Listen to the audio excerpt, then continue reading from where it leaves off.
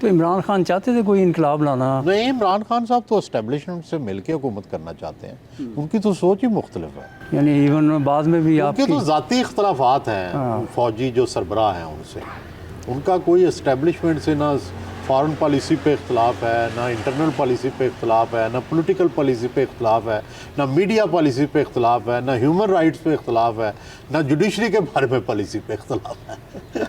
उनका तो कोई इख्तलाफ ही नहीं था उनसे। आप देखें कोई इख्तलाफ सामने आया? कोई नहीं आया, बिल्कुल सवाए पर्सनल इख्तलाफात। जब आखिरी आपकी मुलाकातें हुई एक दो इमरान खान से, तो आपको क्या लग रहा था? वो अपने आप को तब्दील करने के हैं मूड? देखिए, हम तो उनसे यही, आपको पता है, हम 3-4 दफ़ा मिले उनसे और तीनों मुलाकातों का एजेंडा एक ही था कि आप रिकन्सिलिएशन करें, या पॉलिटिकल पार्टी से कर लें या फ़ौज से कर लें। ठीक है, वो कहते थे पॉलिटिकल लोगों से तो मैंने मिलना ही नहीं है, ये चोर है। ठीक है, और असल ताकत तो फ़ौज है। तो हमने कहा चलो फ़ौज से कर लो। तो उन्होंने कहा कि नहीं, फ़ौज मेरे से नहीं करती। जनरल बाजवा उनके फ़ैन थे, आसिम मुनीर साहब भी पहले उनके ज़ाहिर है उनको पसंद करते थे। सारे फ़ौज के लोग, जर्नैल अक्सरियत इनको पसंद करती थी।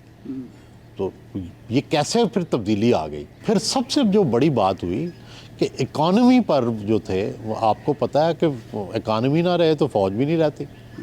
फ़ौज की तो सारा निसार ही मुल्क की इकानमी पर है ना, तभी फ़ौज मजबूत होगी।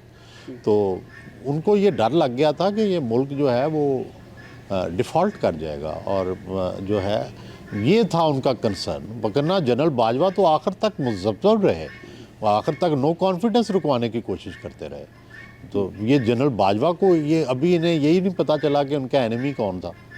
जनरल बाजवा तो आखिरी वक्त तक बड़ा हाथ रोक के इनकी मुखालफत करते रहे। तो अब आप क्या फ्यूचर देख रहे हैं इमरान खान का? मेरी तो ज़ाती राय है कि बावजूद इसके कि इमरान से बड़ी गलतियाँ हुई हैं, उनकी सोच से हमें इख्तलाफ है, लेकिन इख्तलाफ होने के बावजूद भी उन्हें फेयर ट्रायल, उन्हें fair chance, level playing field, ये तो देखें हमारा फ़लसफ़ा ये कहता है कि हमारा कोई मुखालफ भी हो तो उसके लिए भी हमारी ख्वाहिश यही है कि उसके साथ भी अच्छा सलूक किया जाए। लेकिन जो अमली तौर पे नज़र आ रहा है कि कोई रास्ता नहीं है। नवाज़ शरीफ ही होंगे वज़ीर-ए-आज़म, अगले साल 2 साल रहेंगे, फिर वो शहबाज शरीफ को शायद दे दें।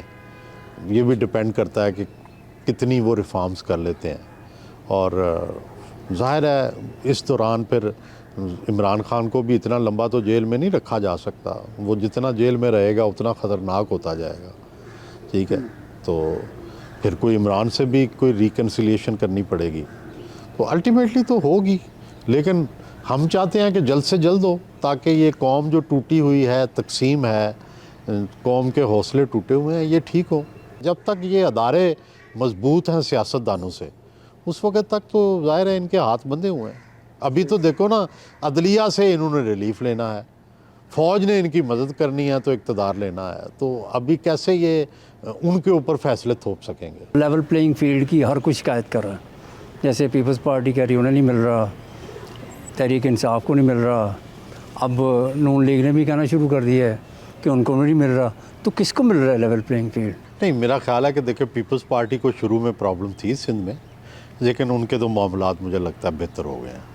नून के भी बेहतर हैं, नून को भी कोई प्रॉब्लम नहीं है। देखें अभी ज़ाहिर है उनके केसेस ठीक है, वो कहते हैं स्नेल स्पेस चल रहे हैं, रिंग कर चल रहे हैं, लेकिन बहरहाल ज़ाहिर है कोर्ट्स के अंदर ऐसा ही होता है, तो वो चाहते हैं जल्दी हो। लेकिन इस वक्त देखें इंसाफ की बात है कि इस तरीके इंसाफ को लेवल प्लेइंग फील्ड मुयसर नहीं है। ठीक है, ये अलग बात है कि 2018 में उनको भी इसी तरह की फेवर्स दी जा रही थी और उस वक्त नून लीग के साथ ज़्यादती हो रही थी।